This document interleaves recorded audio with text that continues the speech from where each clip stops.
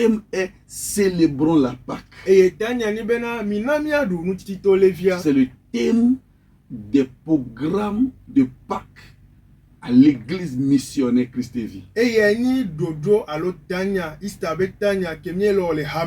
Nous tirons ce thème de 1 Corinthiens au chapitre 5, versets 7 à 8. Et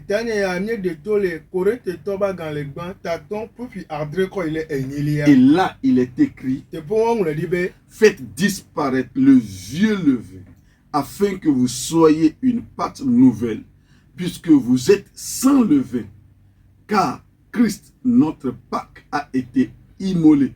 Célébrons donc la fête, non avec du vieux levain, non avec un levain de malice et de méchanceté, mais avec le pain sans levain de la pureté et de la vérité. Amen. Amen. La Pâque en hébreu est Pessah. Et ça veut dire passer par-dessus. Cela est tiré des vieux versets de Exode qui dit: je verrai le sang et je passerai outre.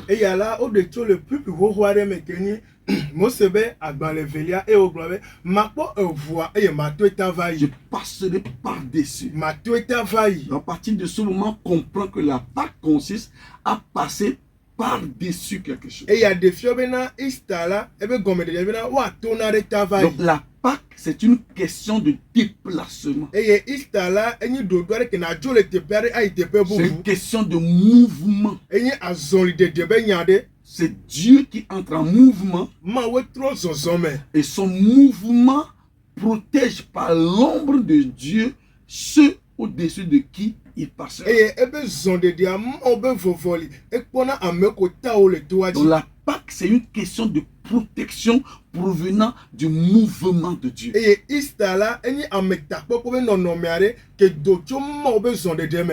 y a une différence entre la Pâque et la fête de Pâques. Je vais le redire encore.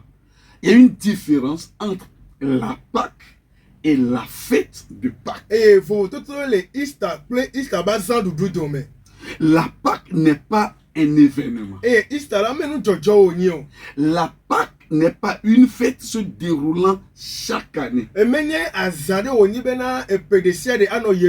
La Pâque n'est pas une occasion de retrouvailles entre les frères et sœurs dans la foi.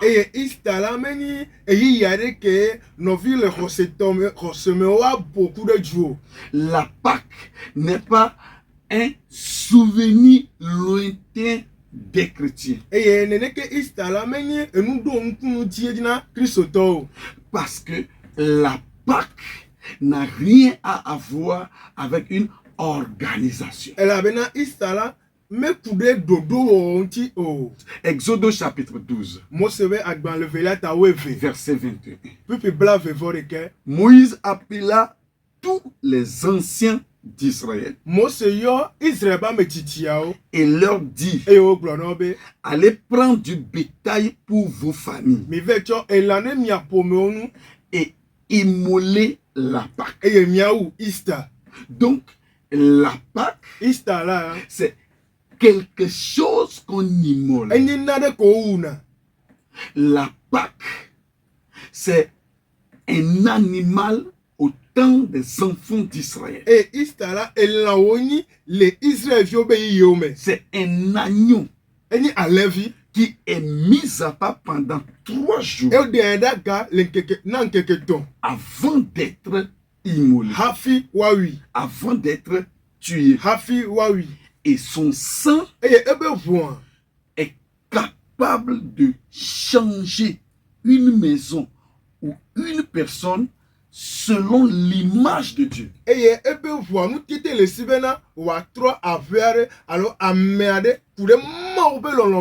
En d'autres termes, les enfants d'Israël ont reçu l'ordre de Dieu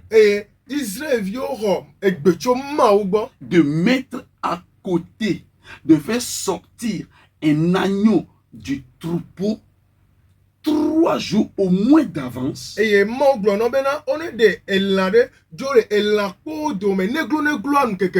Puisque les animaux du troupeau appartiennent au propriétaire de la maison. Mais quand une brebis est sortie et mise à part, elle est considérée comme n'appartenant pas au propriétaire. Et à partir de ce moment, ça appartient à Dieu. À cause de sa mise à part. Et il commence à porter 2 noms. Le premier nom est l'agneau de Dieu. Le deuxième nom est la Pâque. Et aux dates fixées par Dieu, au soir, cet agneau est immolé. Et son sang était versé sur les linteaux des portes, rendant et les maisons et ceux qui habitent dans ces maisons semblable à Dieu.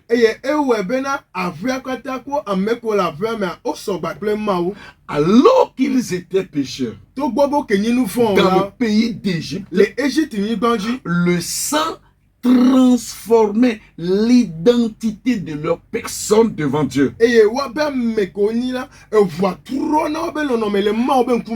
Dieu ne voit aucun péché sur eux. Ce qui fait que Dieu passe outre. Et le texte de base nous dit que vous êtes sans levain. Car Christ, notre Pâque, a été immolé. Donc, le sang rend sans péché les Juifs qui habitaient dans ces maisons. Comme le sang a été mis à part, l'animal a été mis à part, le sang aussi met à part les habitants de la maison.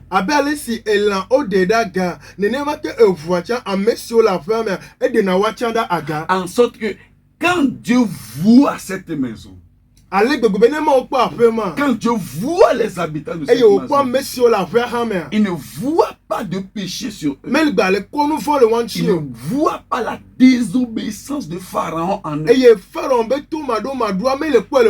Il voit la pureté du sang. Et il n'entre pas dans cette maison pour détruire à partir du destructeur.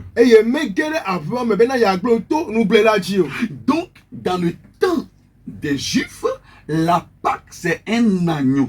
Et Paul nous dit que car Christ, notre Pâque,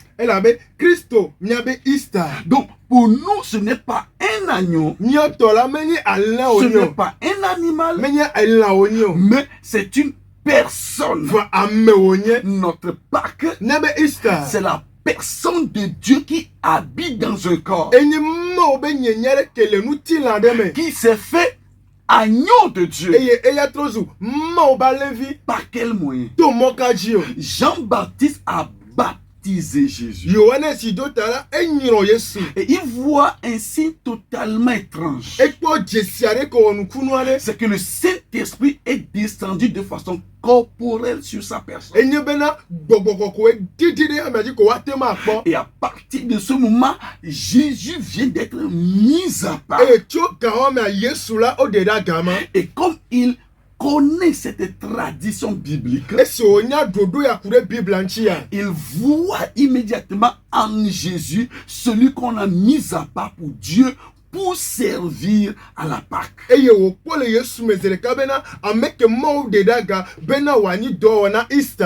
lendemain, quand il a vu Jésus venant à lui, il dit, voici l'agneau de Dieu. C'est-à-dire, voici la Pâque qui ôte le péché. C'est-à-dire, dont le sang est capable de transformer ceux qui croiront en lui selon l'image de Dieu, afin que le destructeur puisse passer au-dessus d'eux. Bena amesiala ebe vous a trois mots le mot belon nous bena nous blela la wa to wa tavayi. Il dit car Christ notre Pâque a été immolé. Ebe Christo nyabe istala oh oui. Donc la Pâque c'est Christ. Enye Christo. La Pâque Istala, ce n'est pas une fête. Menya zadujwo La Pâque Ista. ce n'est pas un rendez-vous annuel de l'église. C'est une personne. C'est notre Seigneur Jésus. C'est une question d'identité. Alléluia. Alléluia. Et Dieu voit en Israël, protégé par le sang, son peuple. Eye maule poto Israël. Et si voit Joanti alors powata eyabe juko. Le peuple mérite de vivre malgré les plaies qui doivent venir sur la terre. Du quoi et Diebena wano agbeto bobena dolele voix vovo ava. Donc notre Pâque, Nyabe Ista, c'est Christ. Enye Christo. Maintenant, comment à partir de là ça devient fête? Et allez que tu vas mettre sous azan. C'est ce qu'il faut comprendre. Et il y a comme de la scène. Parce que beaucoup de personnes n'ont pas encore cerné la révélation et ils disent qu'on ne doit pas fêter la Pâque, on ne doit pas fêter la Pentecôte. Et à Megedola, on met pas couler des défis entiers. Et il y a tout le globena, Ista bazan me djebena wadio. Il n'est que Pentecôte bazan me djebena wadio. Célébrons donc la Pâque. Il dit, célébrons, verset 8 dit, célébrons donc la Pâque. Qu'est-ce que ça veut dire? Quand il dit célébrons la fête, en grec, c'est hérotazo. Cela voudrait dire célébration de fête. Cela vient d'une racine qui dit Erz. Ou bien Erz. Alors Erz qui veut dire fête. Et ce mot grec est utilisé pour le seul endroit dans toute la Bible, dans le verset 8. Or, lorsque vous trouvez une seule fois une phrase, une idée, une pensée dans la Bible, on ne l'utilise pas pour établir une doctrine.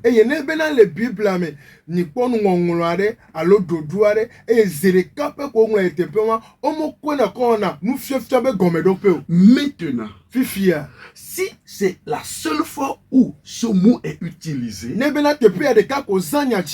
s'il faut le fêter ou pas, il faut comprendre la pensée de l'auteur. Et selon l'apôtre Paul, Christ est notre Pâque. C'est-à-dire celui qui nous a délivrés de l'ennemi. Celui qui nous a sauvés de l'ennemi. En d'autres termes, Paul nous demande de célébrer la Pâque. Maintenant, comment la célébration de la Pâque se transforme en fête de Pâques? En Israël, lorsqu'un général d'armée a combattu et vaincu l'ennemi du peuple, lorsque une personne combat et vainc l'oppresseur du peuple,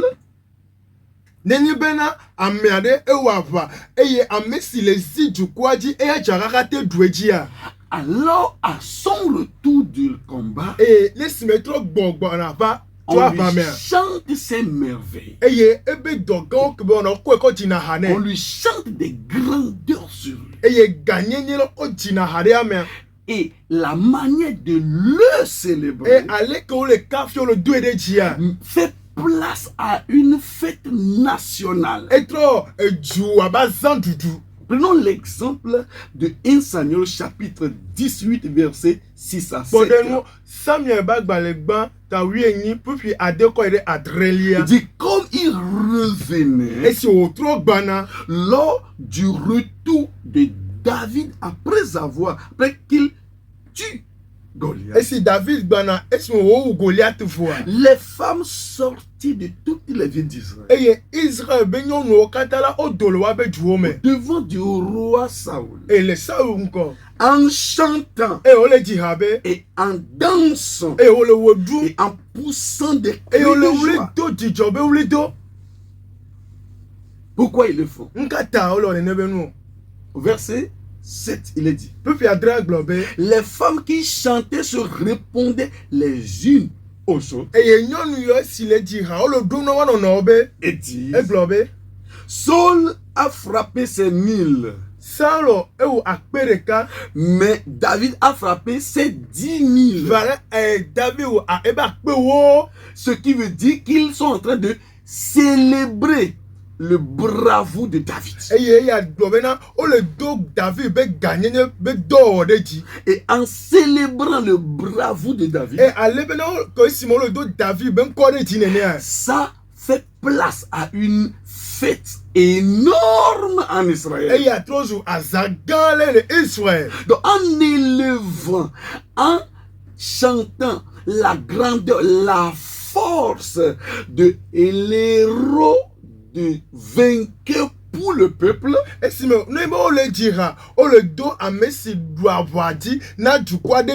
celui qui a permis au peuple de ne plus être esclave, mais de retrouver sa liberté.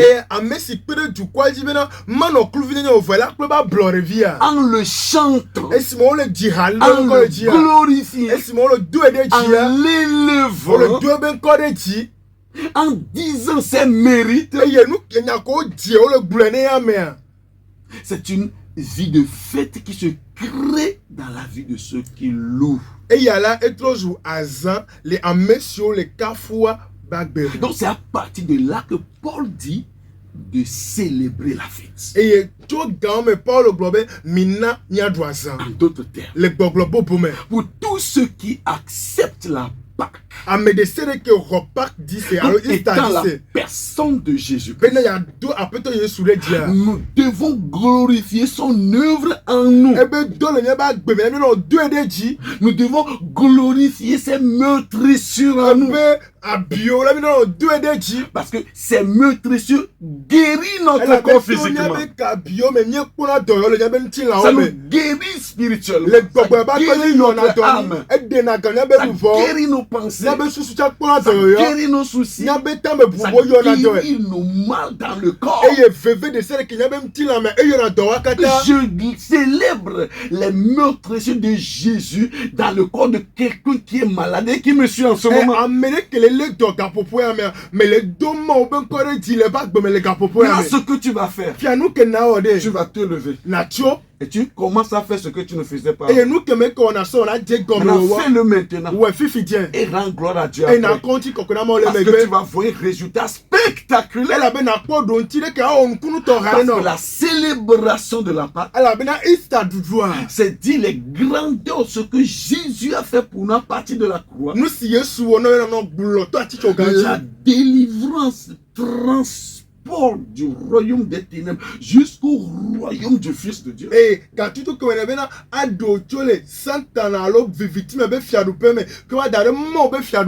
tu commences à méditer ce travail de Jésus, quand tu commence à célébrer ce que Jésus t'a fait, tu ne choisiras pas d'être en joie, mais tu ne peux qu'être en joie, car il t'a délivré et tu es devenu sans levain. C'est faux cette affirmation. Et dit car vous êtes sans lever.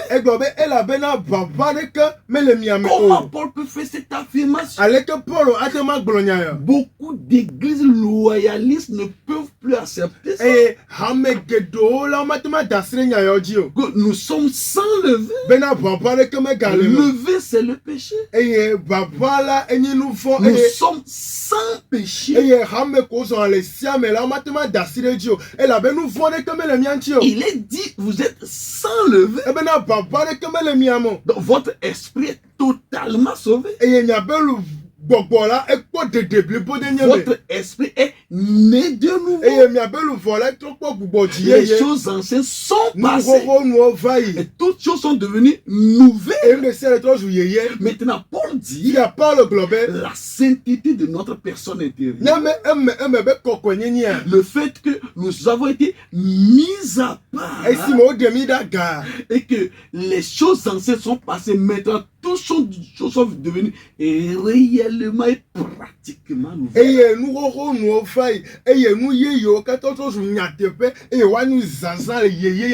Changeons de pensée pour mener notre vie terrestre à la manière de notre vie spirituelle. Quand cela est dit, faites disparaître le vieux levain. Les mauvaises pensées qui sont encore en nous. Les mauvais sentiments que nous avons encore. La manipulation du corps qui nous conduit dans le péché. Alors que devant Dieu, nous ne sommes pas comme ça. Nous sommes sans lever. Nous sommes sans péché. Nous sommes sans lever. Nous avons été sanctifiés une fois pour tous. Selon qu'il est dit au chapitre 5, verset 7. Il dit, car puisque vous êtes sans lever, car Christ, notre Pâque a été l'agneau a porté nos péchés. On ne peut que glorifier le nom de ce Dieu qui s'est montré dans la personne de Jésus et nous a sauvés. Et ça crée la joie. C'est ça la célébration de la fête. Recevez ça. Recevez ça. On ne peut pas célébrer la Pâque triste parce qu'on n'a pas quoi manger. Non. Parce qu'on n'a pas pu de nouveaux habits. Non. Parce que le motif de notre fête, c'est l'élévation de celui qui a triomphé pour nous. Et celui qui a triomphé pour nous, il s'appelle Jésus.